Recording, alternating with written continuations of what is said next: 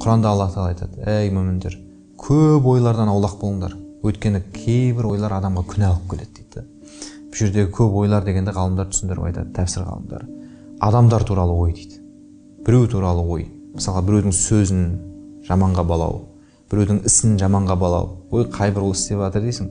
Ертең андай бір ар жағында арам ой бар да оның деген сияқты адамдардың іс-әрекеттерін жаманға балау, сөйтіп олар жайында жаман ойлау, ол Алла Тағала жаңағы тыйып тұрған ойдың лас, кір нәрсесі.